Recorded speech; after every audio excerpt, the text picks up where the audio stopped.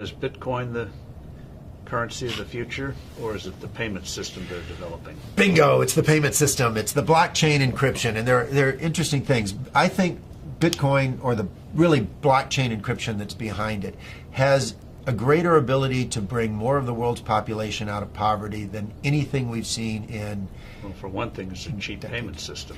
For one thing, it's a cheap payment system, but it's more important than that. It's more important than that. Blockchain cryptography is all about digital transfer of ownership in a completely transparent and public way. Okay, I don't want to go into any of the math and the complexity behind it, but think of what that means. That means that I can actually record ownership in public in a digital means. 50% of the world's population has a mobile phone. I read an estimate this month that in 2020, 90% of the world's population will have mobile phones. That's probably a high estimate, but that's okay. Now, $25, $35 smartphones. But we're throwing them away, and they can ship them off to emerging markets. But what's powerful about this, now think about Hernando de Soto. Yes. Okay. The Institute for Liberty and Democracy in Peru. I really think Hernando de Soto should win the Nobel Prize for the work he's done. I hope he does. But he's gone around the world and identified one of the most powerful things to the economy and the creation of wealth, and that is the ownership of property. Which you can then use as collateral. Which you can use as collateral, and when you own it, you will develop it. You will. The best thing you can do for the environment is to own it, because when you own it, you make sure it's sustainable for your future family, and that's powerful.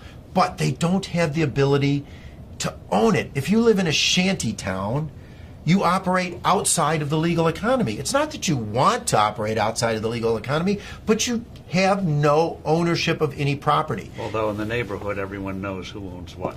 And once you introduce blockchain cryptography, guess what they can do? Have a public ledger of ownership and transfer that cannot be denied, because it's absolutely transparent. It's absolutely transparent.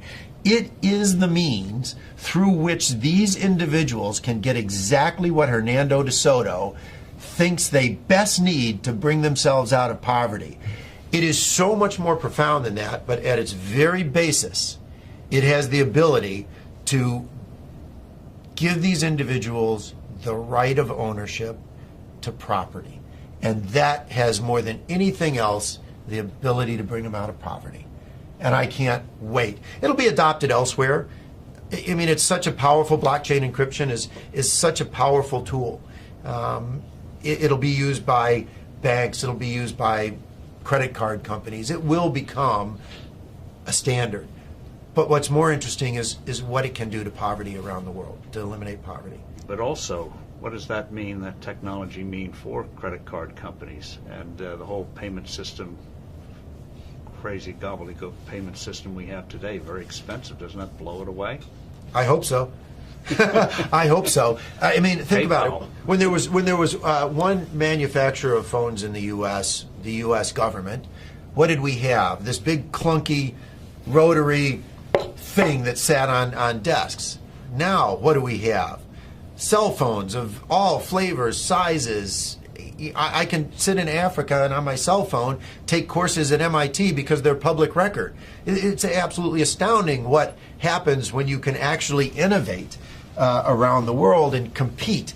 And what is happening is blockchain cryptography, forget Bitcoin, creates a competitive technology, a competitive innovation that these credit card companies will have to adopt. The ones that adopt it first will bring their cost base down. And importantly, if you think about a retail store, and I have this with my kids are off in college and they go to a retail store, they use their credit card.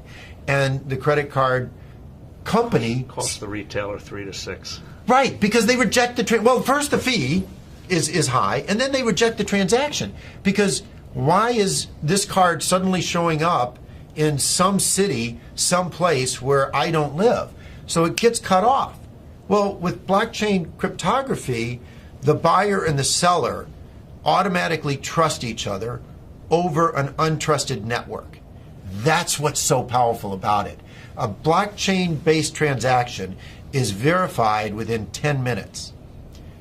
It's not verified within 10 minutes for a credit card, which is why 5 to 10% of all transactions are rejected on the spot. It's not verified until often days later. Even a check is not verified for days. And that is completely taken out of the system. So on day one, the retailer's sales go up because they don't have to reject the transaction and they save on the fees. It doesn't really get much better than that if you're looking for a disruptive innovation in any single industry. It's wonderful.